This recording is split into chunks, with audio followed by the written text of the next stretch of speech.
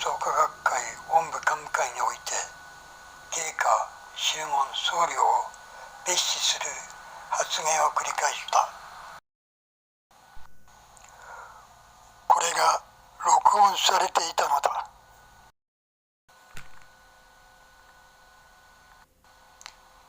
その録音テープが外に流出して一連召集宗門のもとに届けられた。宗門はその録音テープの内容が書かれた文書を創価学会に提出して抗議しようとした。ところが創価学会はその録音テープを出所不明のテープだとして文書の受け取りを拒んだ。このことは日蓮召集の公式ホームページに記載されている。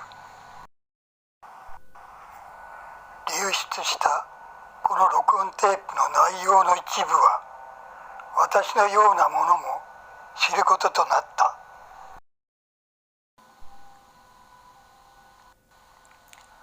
私が聞いた録音テープの内容は、慶華の音劇伝講義はドイツ語を聞いているようで何を言っているかさっぱりわからない。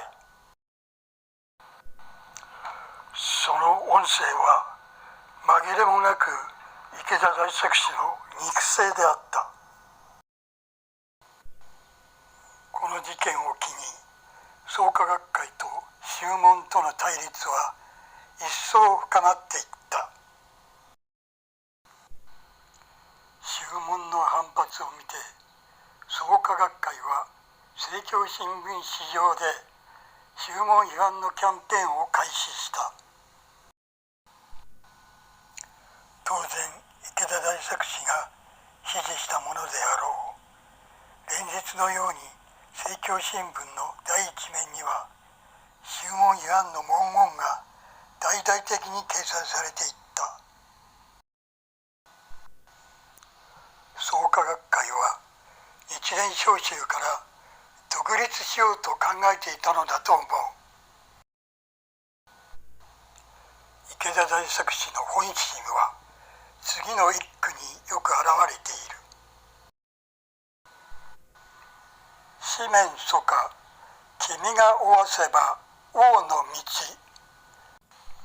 これは池田大作氏が創価学会の元顧問弁護士山崎正智氏へ送った和歌である。この句から池田大作氏の本当の狙いは王のように大勢の人に君臨し続けることだと読み取れるのである。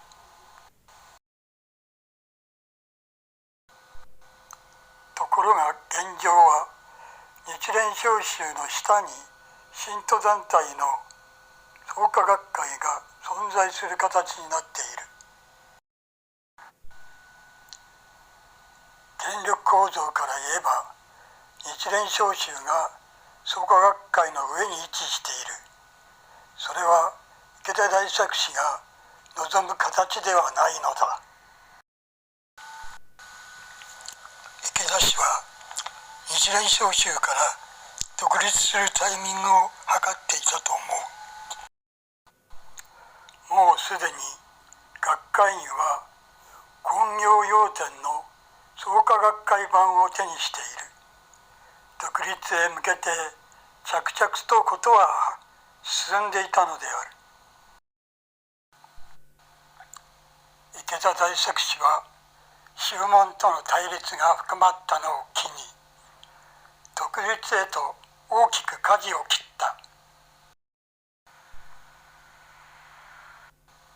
政教新聞市場での宗門批判キャンペーンは独立への罵りだった。このキャンペーンの内容は一般の学会員の時もを抜くものだった。宗門に対して信じられないような攻撃的な言葉が連呼された。また日憲、嘘800。これは私が目にした政教新聞の記事タイトルの一つであり、日蓮召集のトップである芸家に対する攻撃である。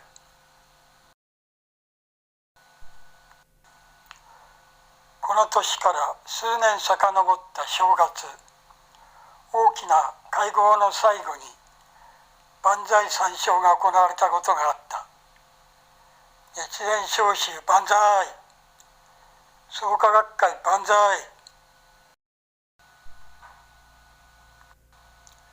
戦前に戻ったようで私は嫌だったが、参加者はみんな大きな声で万歳と言っていた。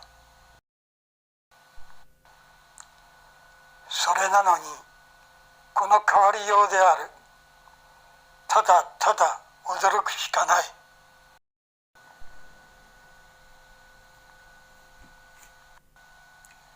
政教新聞に掲載される記事の内容はすべて池田先生がチェックしていると幹部は語っていた。とすれば、また日券嘘800という言葉は池田大作氏のメッセージだということだ。池田大作氏のあまりに凡人らしい素顔に言うべき言葉が見つからない。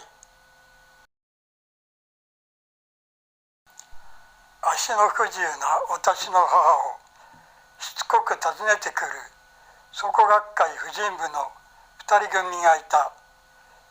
年は40代に見える。帰ってくれと言っても非常に強気な態度で一向に帰る気配がない。私も並行してこの2人組と立ち話をすることになってしまった。何度も足を運んだりして時間が取られるでしょう。自分の人生を大事にした方がいいですよと私が話しかけた。すると2人組のうちの太った黒人が口を尖らせてこう言った。人生を大事にするから学会活動してんでしょ。なるほど。最近学会と日蓮召集が喧嘩を始めたようですね。どっちが悪いんですか。注文が悪いに決まってますと今度は別の黒人がそう言った。でもね、同じ本尊を拝んでなんで喧嘩するんですか。私がそう聞き返すと2人は黙ってしまった。さらに私は立て続けに話をした。ご本尊を拝んでいると困っている人を見たら助けてやりたいという自信の心が湧いてくるんじゃなかったんですか。政教新聞には宗門に対する悪口が毎日並んでいる。まるで子供の喧嘩じゃないですか。ご婦人のうちの一人は目に涙を浮かべていた。日蓮召集との紛争で一番苦しんでいるのは一般の学会員なのだ。創価学会は今は信心が試されているなどと詭弁を使って学会員の動揺を抑え込もうとした。しかしそんな必要は全くないのだ。普段の洗脳教育が功を奏してほとんどの会員は静かに黙っているだけだ。結局この紛争は日蓮召集が創価学会を破門することで終結した。池田大作氏の思惑通り創価学会の独立は達成されたのである。しかし事はこれだけに終わらず、度肝を抜く大きなイベントが残されていた。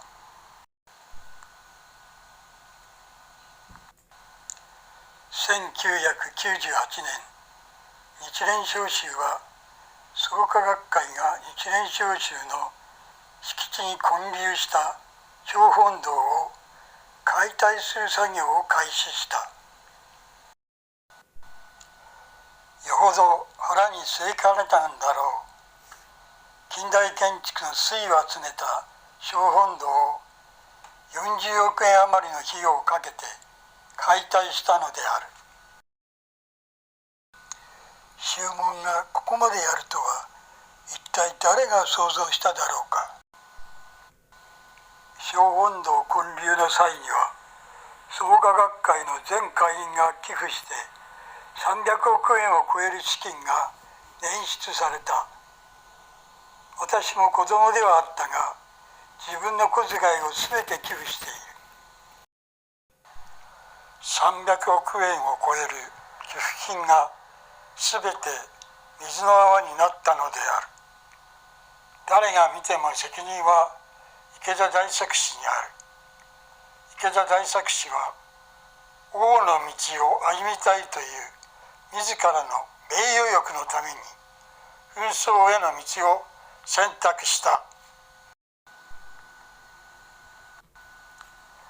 日蓮召集を攻撃する言葉を吐き捨てて紛争の種を作り出し、日蓮召集が反発すると政教新聞にその批判のキャンペーンを展開した。寄付金を提供した創価学会の会員に全く詫びることもしない。生き仏を演じる池田大作氏が学会員に謝るなんてことをしたら、もう生き仏ではいられなくなるのだろう。